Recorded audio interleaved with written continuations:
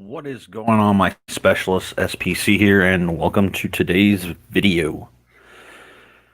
Today, I am doing my review of The Rise of Skywalker.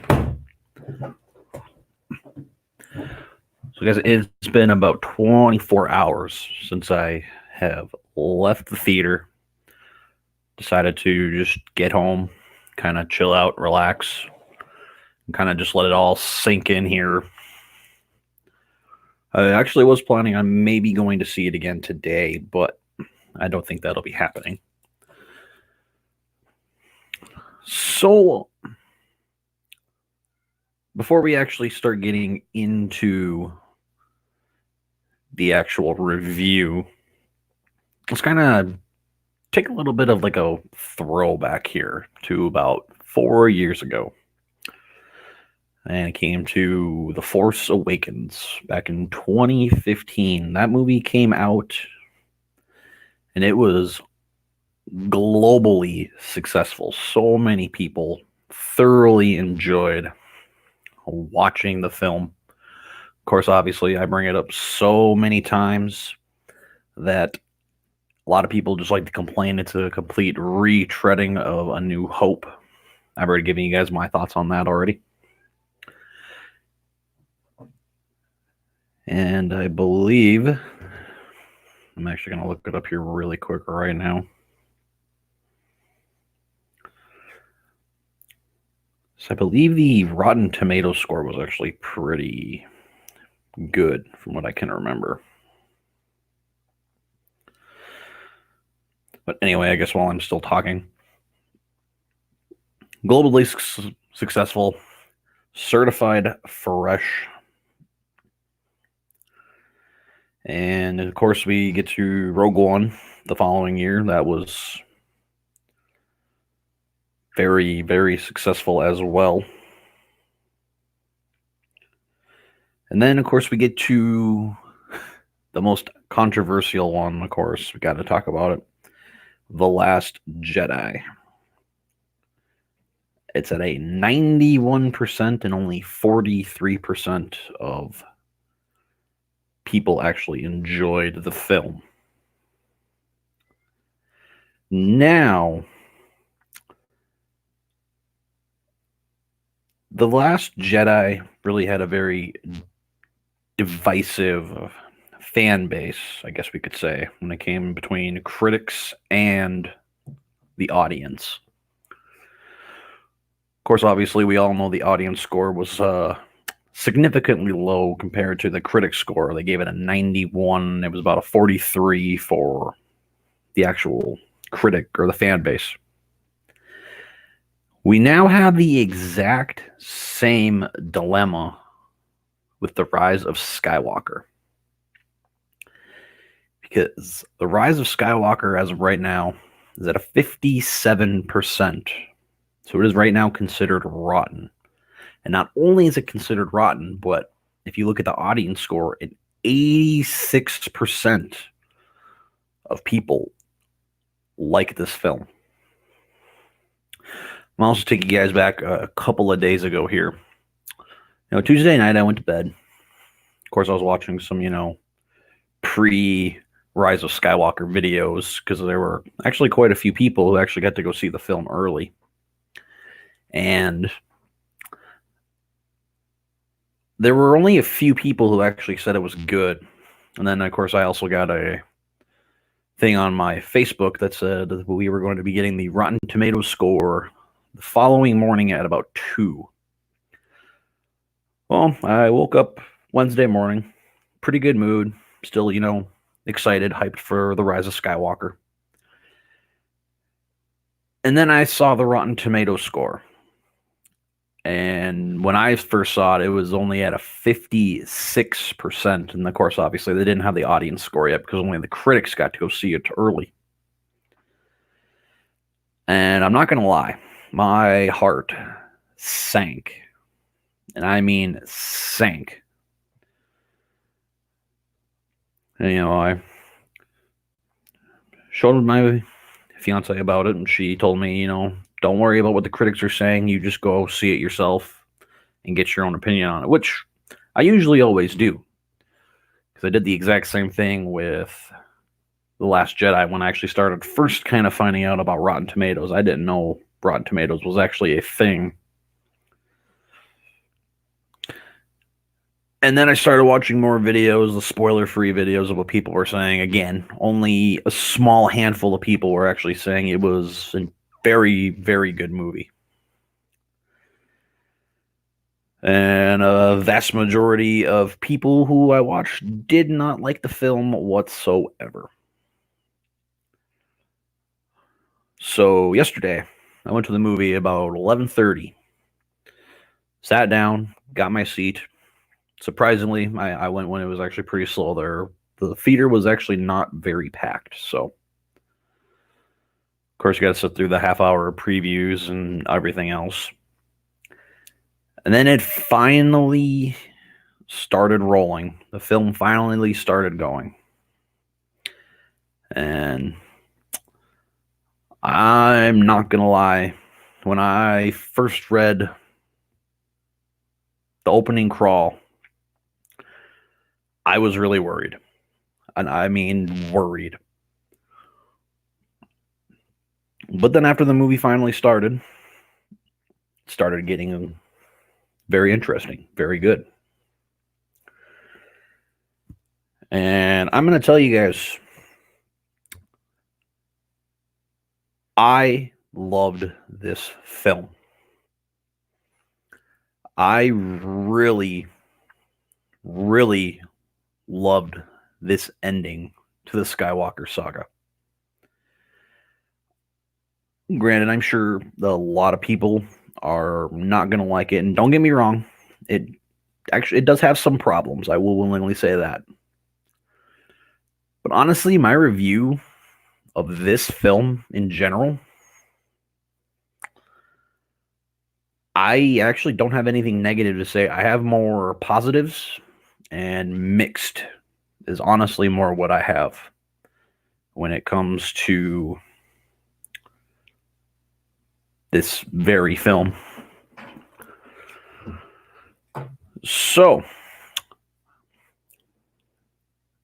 that's pretty much the only spoiler-free stuff. So we are now going to be getting into the actual film itself here.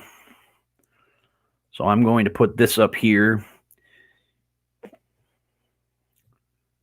And I'm going to give you guys a spoiler warning. So if you guys have not seen The Rise of Skywalker, please turn this off. Go see the film for yourself. Experience it for yourself. Come back, and we'll have a nice, lively discussion about it. If you guys don't care about being spoiled for the film, then you guys can keep watching. Unless you guys have seen the film, I want you guys to join in on the chat, and let's have a good, lively discussion. So, we start the film off with, of course, again, the opening crawl. And it, of course, is talking about the dead speaks. Of course, obviously, we're referring to Emperor Palpatine. And I'll be honest, I don't really remember a whole lot. From the opening crawl, the only thing I can remember is there was a transmission spread across the galaxy talking to everybody about the Emperor's back, all that stuff. And then we get to the opening scene, and it's actually a scene that we saw in the beginning, or the beginning part of the film, sorry. Got so much going on in my head right now about this film. But the opening part is actually the part with Kylo on what appears to be a red planet. According to the visual dictionary, he's actually on Mustafar. So it's confirmed that Kylo Ren is on Mustafar, and unfortunately something we did not get to see in the film was apparently he was at his grandfather Darth Vader's castle beforehand. So him and stormtroopers are taking down all these soldiers. And after he's done with that, he finds this, well, what appears to be a holocron. It's not a holocron. I can't even remember exactly what it's called, but it looks like it's a gray and green holocron. I guess we're just going to call it that. And he ends up going to the planet where Palpatine is at. And of course, it's, again, also the same planet, or it's the exact same scene we got in the opening,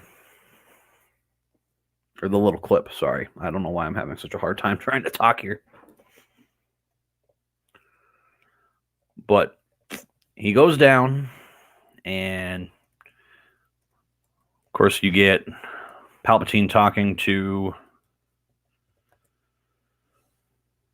Kylo, telling him these are all the voices that he's heard long as he waited for his return or his coming.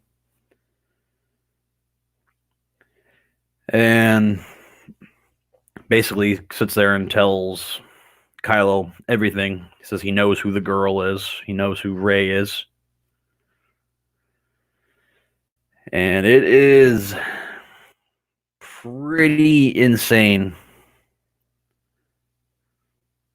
especially what we're going to be finding out a little bit later on in the film. And of course, I'm not going to be spoiling that.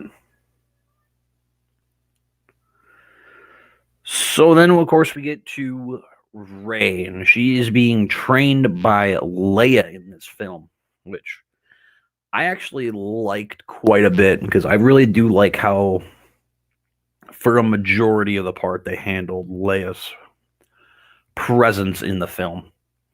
Basically, you got Rey, she's in the middle of the forest, she's meditating, floating in the air, a bunch of rocks floating around her, and she keeps saying, "Please be with me." She just keeps saying that over and over and over again. Till BB-8 comes and needs to tell her something. She ends up going to Leia, and she starts talking about how one day she will learn to master her brother's lightsaber. She ends up going on a training run, and then we jump to Finn and Poe, and I believe Chewbacca. They're basically going to this ice world, and they are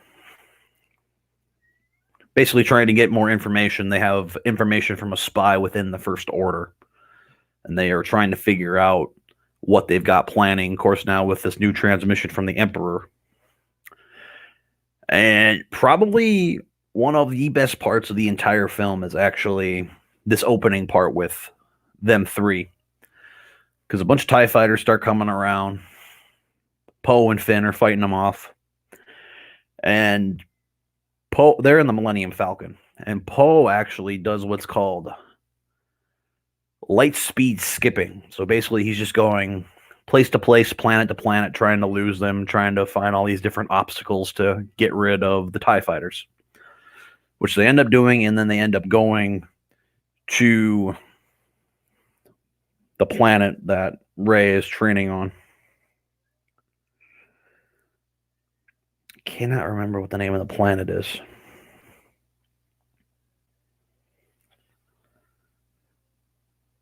But I guess that's not really important. Comes back, Millennium Falcon's on fire, Poe's walking up to Rey, acting like it's absolutely no big deal. And basically, they start bickering and arguing, talking about BB-8, because during the training, Rey accidentally cuts down a tree and falls down on BB-8. He ends up missing a part. Well, then they go back to Leia.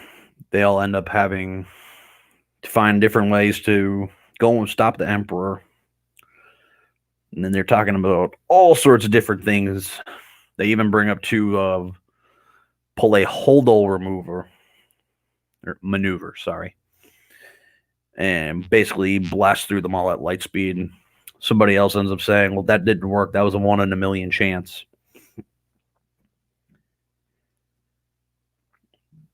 And I mean, it's just insane how far away these guys actually go to ignoring The Last Jedi.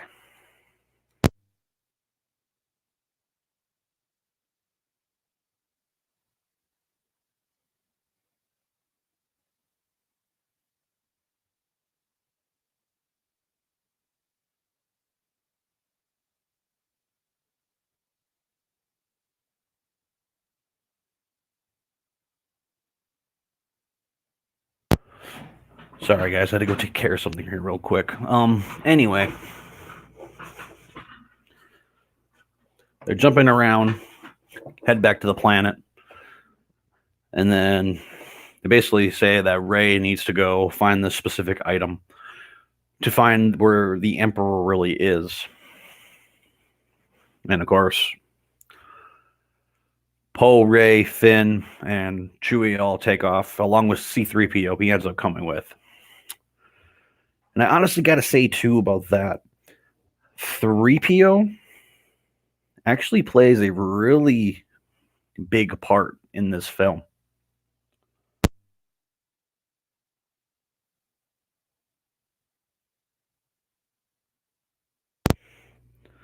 I absolutely love Anthony Daniels in this film. I honestly am going to have to say this is easily the best movie with C-3PO in it. So they end up going to a new planet known as Pisana, and that's that desert planet. And they go there, they end up running into Lando, and he basically tells them, oh, there's a ship that me and Luke were looking for years back in the years of the rebellion. And we never found it. Well, they end up finding the ship, and it actually turns out Rey recognized the ship because it's the exact same ship that we saw in her Force vision in The Force Awakens, which I thought was pretty interesting. Definitely, like, they do a lot of callbacks to The Force Awakens in this film. And I'll definitely still be talking about how it basically almost completely cancels The Last Jedi. But they end up taking off on speeders. And they, of course, get chased by the First Order, getting chased by jump troopers and regular stormtroopers. Well, after they lose them, they end up getting to the ship, and Rey can sense Kylo Ren. And actually, before we get to this part, I forgot to bring up this part here. After Rey is done with the training, they end up coming up with their ideas. We get back to Kylo, and he is getting his helmet replaced. He's around the Knights of Ren, and he's getting his helmet fixed, as I just said. And then we get to basically a big meeting with all the big leaders of the First Order, along with Ren. He tells them that we need to find where they are. Of course, talking about the Resistance, the Rebellion, whatever they're called in this film. And he says, me and the Knights are going to look for the scavenger. And then we get to Pisana. But as we get back to Rey and all of them in the ship, Rey can sense Kylo coming, so he takes off. She walks into the middle of the desert waiting for Kylo. And the Knights of Ren are actually waiting, and they end up capturing Chewbacca. Well, when Finn finally finds out that Chewbacca has gotten captured, that's when Kylo comes, Rey does her jump, cuts off the wing of Kylo's ship, and she sees the ship taking off, and of course Finn is yelling. They've got Chewie. So she uses the Force. She sits there and she holds the ship in place. Well, Kylo ended up surviving, so he's trying to basically toy with Rey. He's sitting there trying to push the ship away. She's just getting more and more angry. And she digs so deep into the Force that she ends up shooting lightning out of her fingers and blowing up the ship that Chewbacca seemingly is on. And of course, everybody's sad. They're all freaking out because everybody thought Chewbacca, unfortunately, met his demise. Well, she runs, gets on the ship, they take off, they head to a new planet called Kijimi. And that is the snowy planet that you see throughout the trailers. Well, while they're there, they end up finding the Sith dagger. Because right after the chase with the stormtroopers, they go basically into a sinkhole. And they all sink down below. And that's where they end up finding the Sith dagger, which is going to be used later on in the film, again, to find out where Palpatine really is. And then while turns out Chewbacca is actually alive, I'm going to be jumping all around you guys. Like I said, I'm trying to process still everything going on. I'm trying to remember every and any little detail I can remember for this review. So sorry if it's a little sloppy. I might do a re-review. I might go try and see the film at least a few more times, maybe get some people in here and talk.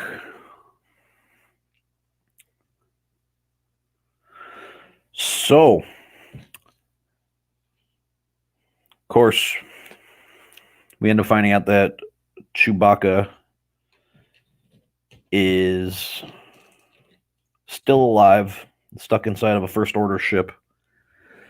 And while they're on Kijimi, Rey and Kylo end up having another Force connection. They actually have quite a few Force connections in this film, which I actually like this stuff a lot more than I do in The Last Jedi.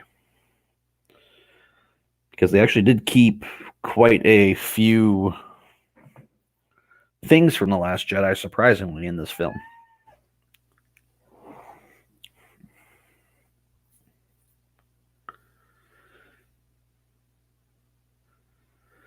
So,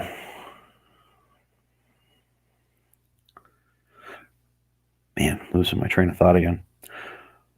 Well, they end up finding out that Chewbacca's alive. Of course, Rey, she can basically sense it throughout the Force, can feel that Chewbacca's still alive, so they make their way up to the ship. Kylo makes his way back down to the ground. And they get a lot of help in this from Zori Bliss, who, if you guys don't know who that is, she's kind of the bounty hunter-looking chick from the trailers. She's played from, what's her name? Carrie Russell. She's in this, and that's who she plays. Turns out her and Poe know each other. Apparently, Poe used to be a spice runner.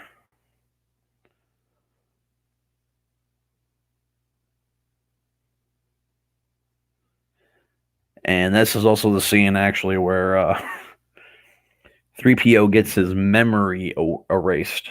And that's the scene where in the trailer where we all kind of thought that maybe 3PO was going to sacrifice himself or something.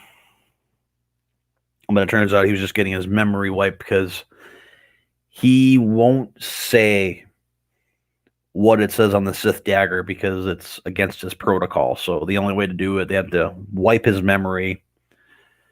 That way he can say it and start basically fresh. So after that, Rey's up on the ship along with Finn and Poe and everybody else. They all head up to the ship. And again, we get back to the Force connection between Rey and Kylo. And their lightsaber duel was actually kind of interesting because every time their sabers would clash, it didn't make the actual noise like an actual lightsaber duel. It made just a silent little noise. Of course, obviously, they're not anywhere near each other. And they're all hitting stuff with their lightsabers, so it's going to where they are, going back and forth. They end up finding out where the ship is because Rey and Kylo end up hitting the, I don't know what you want to call it, the mural where Vader's helmet is. Vader ends up falling down in front of Kylo down on the planet, and he ends up finding out that they're there. Well, then Kylo makes his way up there. This is actually where the movie takes a strange kind of turn when they find out that the spy in the First Order is General Hux. And I'm willingly going to still say this. General Hux has been an absolute wasted character. The Force Awakens, I really enjoyed him. I thought he was going to be this big, huge threat to the galaxy. The Last Jedi, he's basically just a ragdoll. Everybody's just beating on him. And then we get to the Rise of Skywalker, and he maybe has a total of, no joke, 5 minutes of screen time. And I don't know what he is, the higher up general of the First Order, I guess we can say. I think it's General Riker or Ryder. Ends up finding out that that's what he is. He's the snake. He's the spy. Takes a blaster, shoots Hux. Hux is now dead. Again, just such a wasted amount of talent from Domhnall Gleeson. I thought he was a very good actor. It's also a lot of planet jumping because I don't know. After really sitting here thinking about it, watching the film too, a lot of spots, if you really watch and think about it, are very similar to Fallen Order. You got to go to this planet to get this specific item. You got to go here to meet this person. Then you got to go back to this planet again to get another item. A lot of people like to say the video game plot, which, again, I do very much agree. Because at some points, I actually felt like I was watching a more modified version of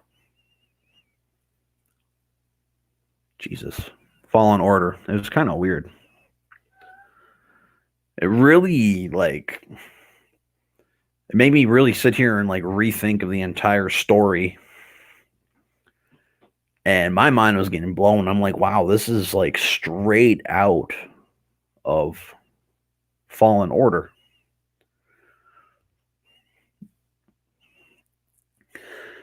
But then they end up going back to they don't specifically say if it's Endor. I don't think it actually was, but they end up going to this newer jungle planet that is in the Endor system. And that's, of course, where a big remnants of the Death Star is, where the actual throne room duel had taken place in Return of the Jedi. Well, Rey, she finds out, figuring out how to use the dagger, figuring out where she actually needs to go. They're saying, oh, well, we need to wait till tomorrow, let the water die down, we'll go there. That way they can fix up the Falcon because the landing gears were out, thanks to Poe and his shenanigans earlier on in the film. And then turns out Rey takes a skimmer because she needs to get out there. She has to get out there. So she gets out there, starts jumping through the Death Star, basically like she was doing in The Force Awakens in that Star Destroyer on Jakku.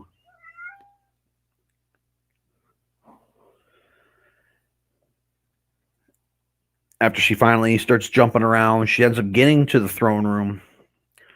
And something I didn't even notice, but I'm going to have to rewatch Return of the Jedi to actually figure this out.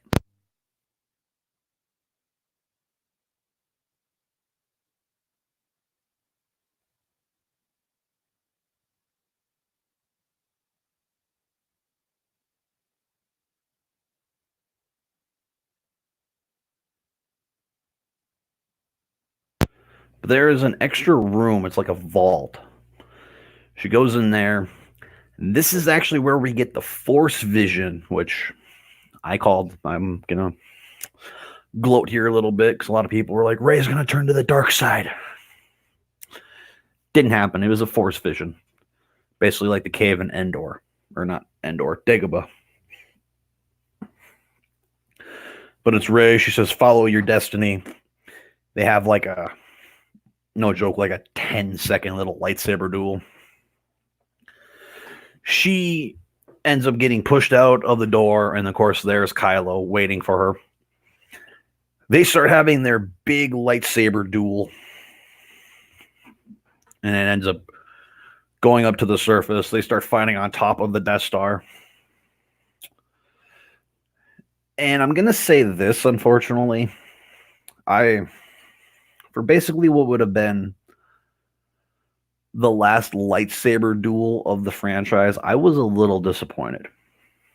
It did have like the emotions, but just not the strong enough emotions. And also, it's nothing against Daisy Ridley, Adam Driver. I just didn't think that their lightsaber duel was very entertaining. But in the midst of that lightsaber duel, Kylo gets distracted because he hears Leia say his name. And I still don't even understand how this happens, but Rey takes Kylo's lightsaber and stabs him in the abdomen. But instead of him dying, Leia dies. And mind you, they're still on this. She's still on the jungle planet. She hasn't left. But she ends up being the one who dies. And Rey can feel it, along with Kylo. They both just completely and utterly feel it. It's a very, very emotional scene. So Rey decides to use the Force to heal Kylo. And she's just distraught and destroyed for what she did. And she admits that during the events of The Last Jedi, when he extended his hand to her, she said, I would have taken Ben's hand. Gets in his TIE fighter and takes off. Well, Kylo's sitting there. He's trying to comprehend everything that happened. As he stares out into the destructive ocean amidst all of the destruction of the Death Star, all of a sudden you just hear, hey, kid. And I thought it was Luke. I thought maybe Luke's Force Ghost was showing up and was going to be talking to Kylo. It is actually Han Solo. Harrison Ford actually came back to film this scene. And I got to tell you guys, this is easily one of the top scenes in the entire film. He's basically just having like a memory of what he did in the events of The Force Awakens and just kind of trying to feel the guilt for killing his father. They almost have word for word the exact same dialogue from The Force Awakens before Han gets killed. It tugs at the heartstrings, man. It does. Like they have the actual talk that everything that should have happened. Kylo takes his lightsaber, throws it in the ocean, turns around, Han's gone. So basically saying there, Kylo Ren is dead. Ben Solo has risen once again. Of course, we get back to the jungle planet. Everybody's mourning the recent death of General Leia. Poe and Finn end up returning, and they say they need to talk to the general, and everybody's trying to tell them she's gone. She's gone. Chewbacca has now lost all of his friends in this franchise. He lost Han in The Force Awakens. Luke sacrificed himself in The Last Jedi.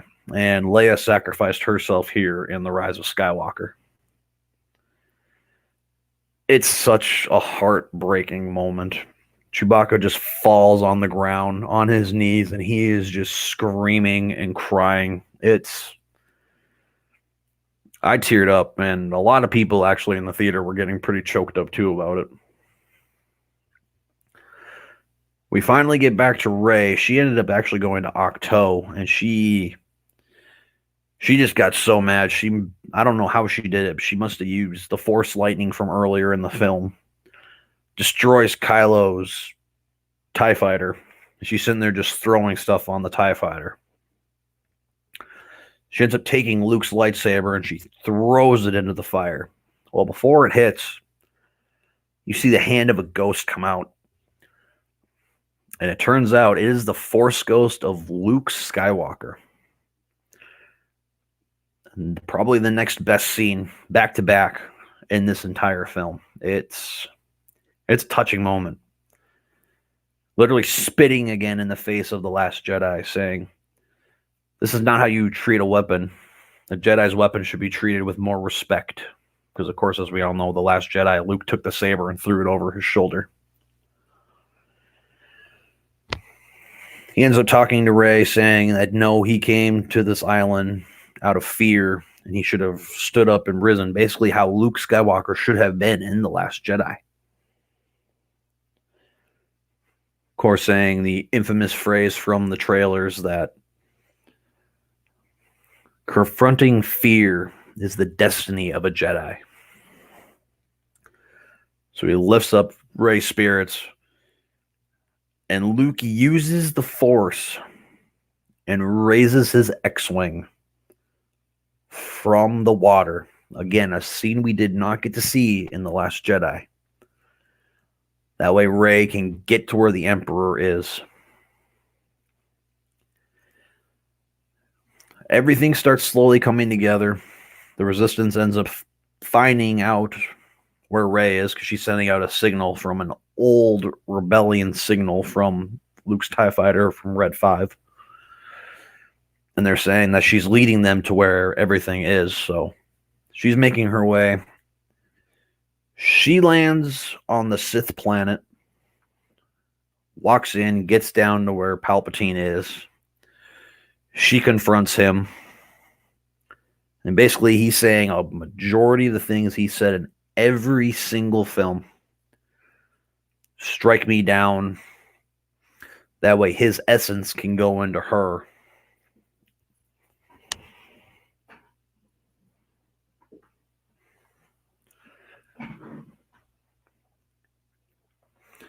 So, of course, then we get to the big battle scene that you see in all the trailers.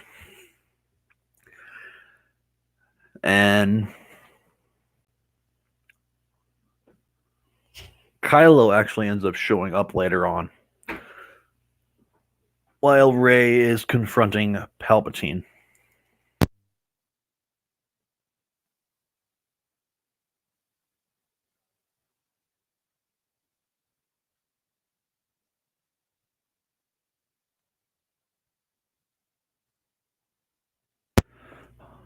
Keep getting distractions, guys. I'm sorry. This is not a very good review, so I'm terribly sorry. So as she's confronting Palpatine, she actually has yet another Force connection with Kylo.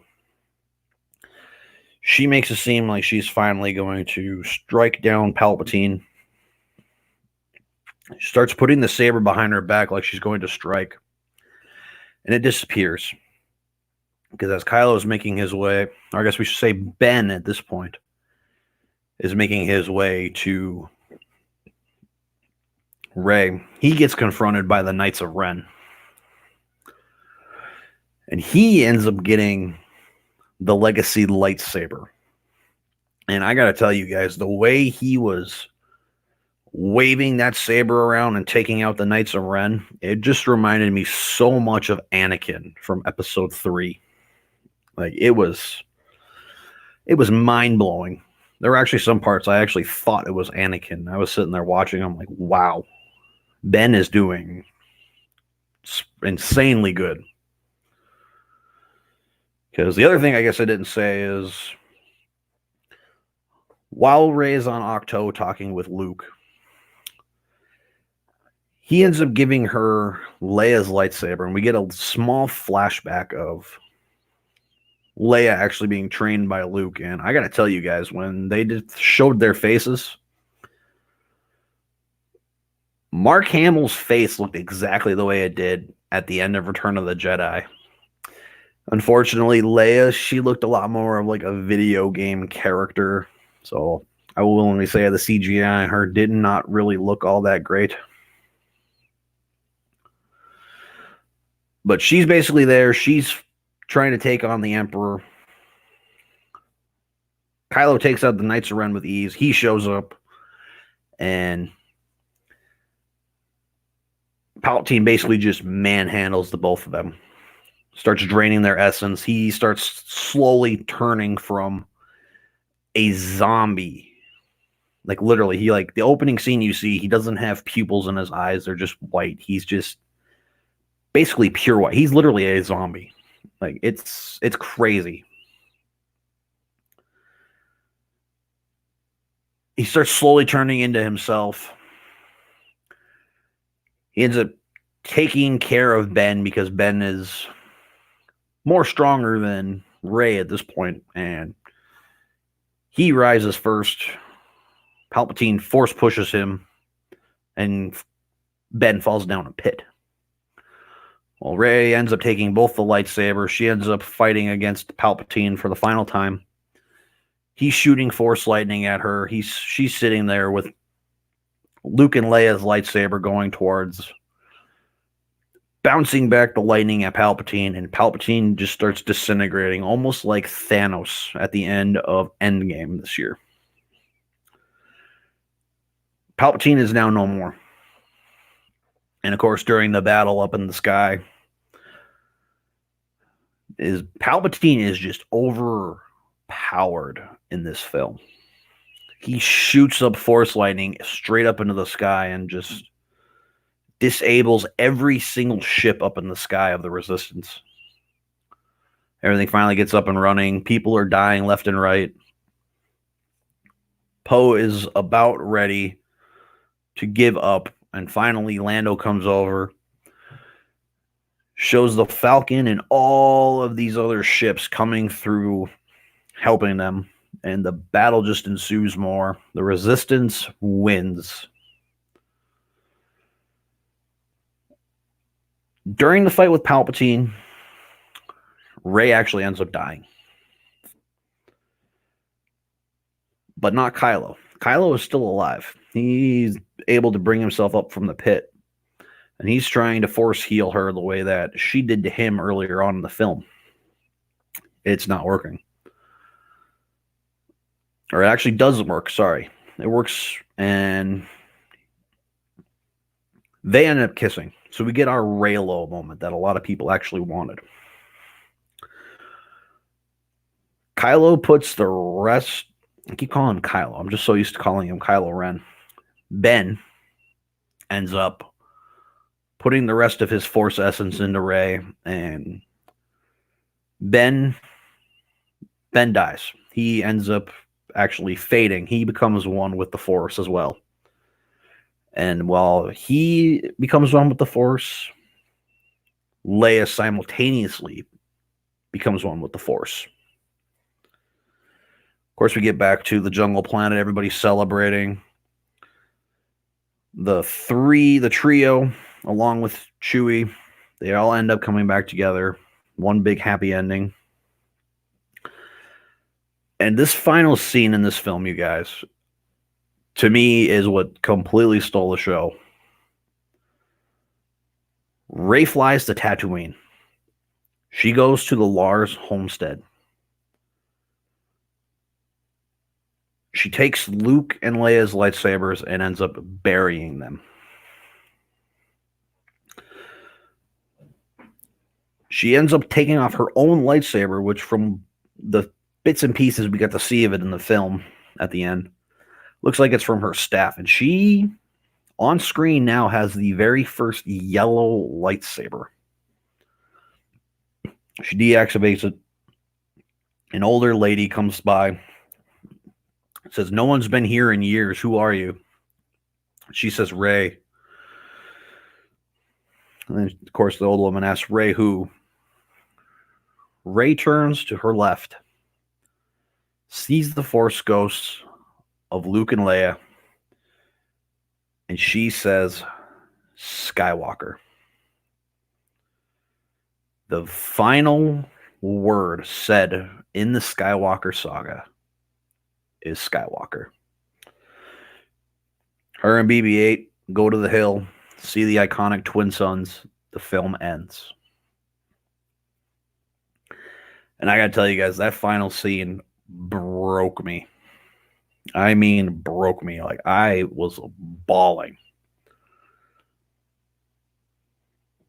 I even just watched somebody recorded it from their phone, and I rewatched the scene again this morning, and I did the same thing. Like, I basically had a frog in my throat. I couldn't say anything, and I just started bawling. All in all, you guys, again, I love this film. I don't have any real negative aspects of it. I just have more mixed feelings. Now, the mixed feelings here is what I'm going to show. My biggest mixed feeling of the entire film overall was Palpatine. I still, to this day, do not think that Palpatine should have been the villain. I really wanted it to be Snoke. I really wanted to see exactly how powerful Snoke was. I wasn't really buying into the whole Palpatine thing. Like, don't get me wrong, it was awesome seeing Ian McDiarmid reprise his role one more time.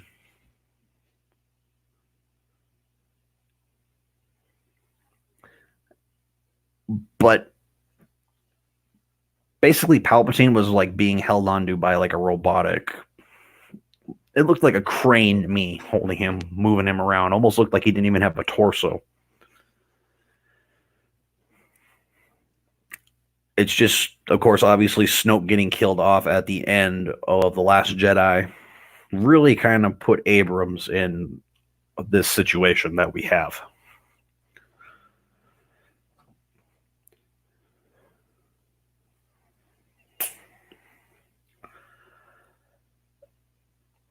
Now, my other mixed aspect of the film is, of course, what a lot of people have the huge negative for, and it's the pacing. Because it does. Like, I will willingly say it just keeps, it goes and goes and goes and goes, and it just really jumps around a lot. Like, you just really start getting into everything just super quick. Especially at the beginning of the film, when the very first words you see after the rise of Skywalker in the opening crawl is "the dead speak." Personally, I don't think that should have been there, period. I really think they should have just slowly built up and been like, it was me who all along was doing all this. Save that till the end of the film, not have that all being revealed at the beginning of the film.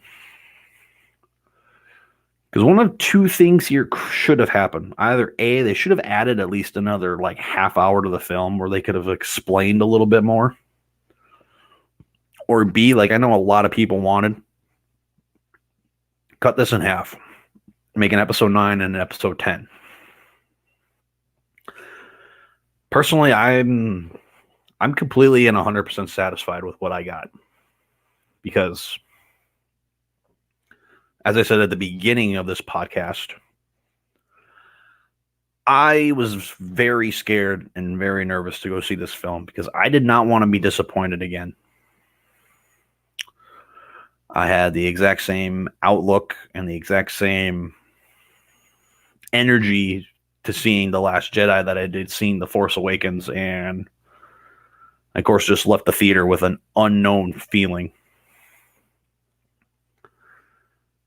The Rise of Skywalker really hit home.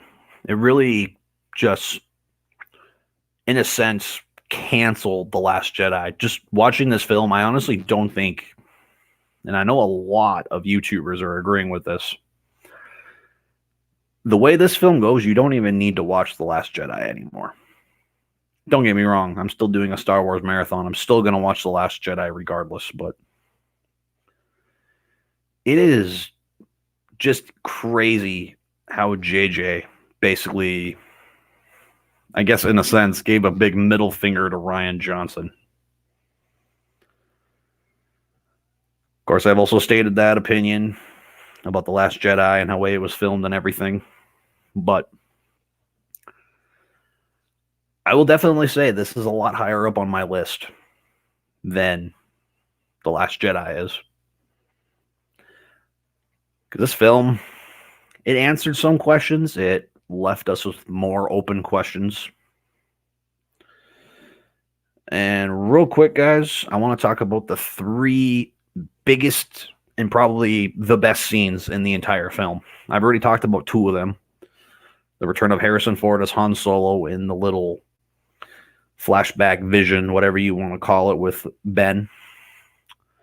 The return of Luke Skywalker as the mentor, basically giving Rey the final lesson in a sense.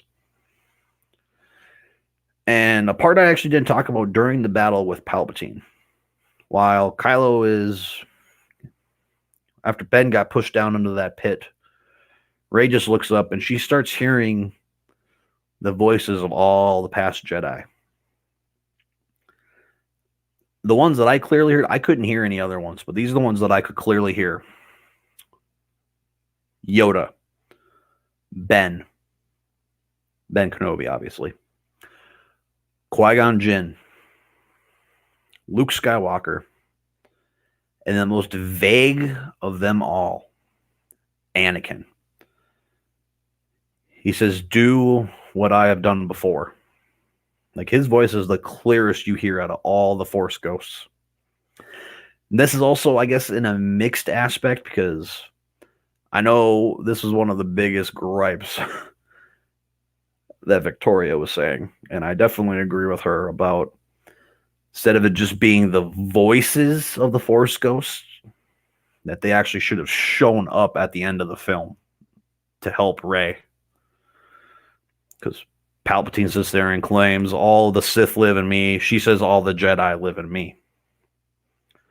It'd have been awesome if while she had both lightsabers and she's pushing back the lightning, that you just see all these past Jedi maybe holding onto her shoulders, pushing forward with her.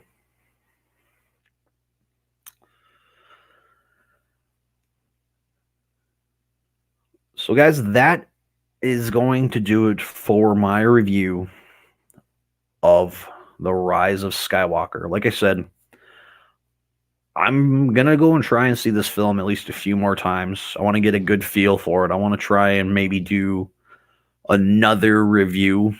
Like I said, get maybe 1 or 2 more people in here to discuss the film with me, give their opinions on it. But all in all, once again, I love this film. Cinematography was amazing. The score is easily the best out of the entire franchise. The acting was purely spot on and just perfect. And for me, a very satisfying ending to the Skywalker saga. Let me know down below in the comments what you guys thought of The Rise of Skywalker. Again, let's have a good, lively discussion. No toxicity, no negativity. Just give us your opinion on the film. With that being said, you guys, like, comment, subscribe. See you, and may the Force be with us all.